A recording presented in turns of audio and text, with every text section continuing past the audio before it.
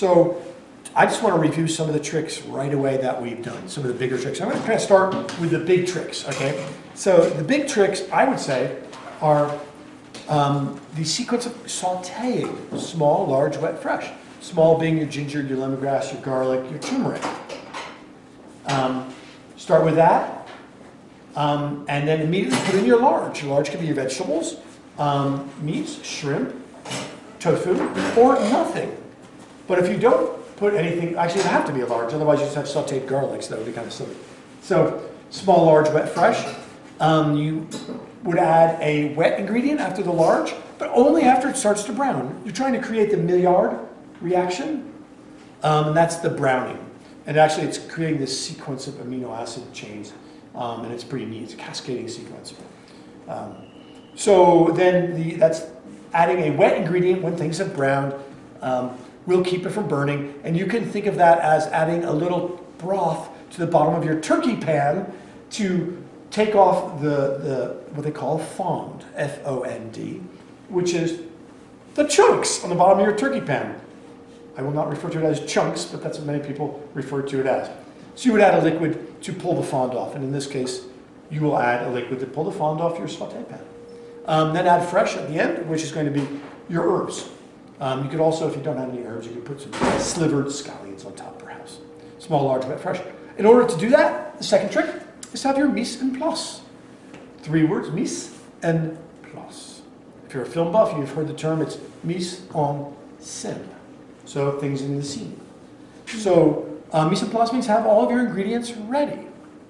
So that when you do small, large, wet, fresh, right, you put that garlic in, you better have your mise en place ready so you can put your large ingredients or it's going to burn. And if you don't, the whole thing is out the window. And when we put our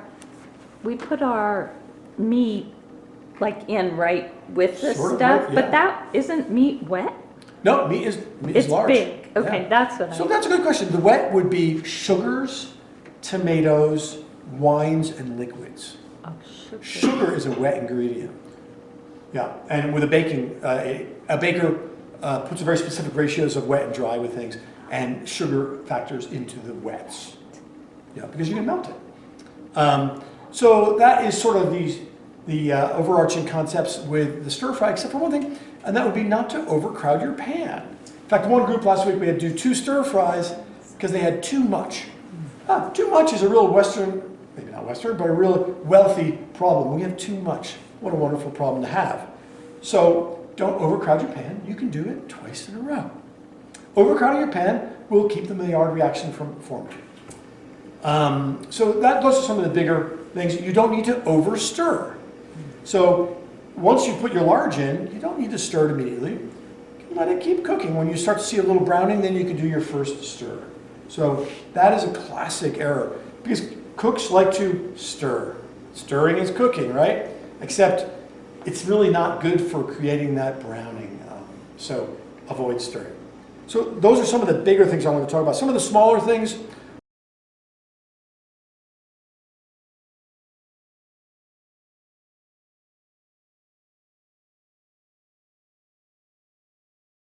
I'm going to do a little bit of flour here.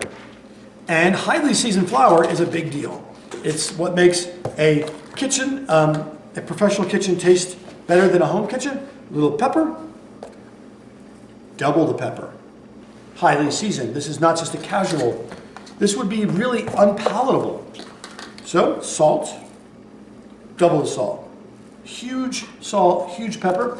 And I'm going to add in some paprika because we'll be doing a kind of a mock Cajun. So a little paprika, then double the paprika. So we're going to make it really flavorful so that the shrimp will only pick up a teeny bit of this.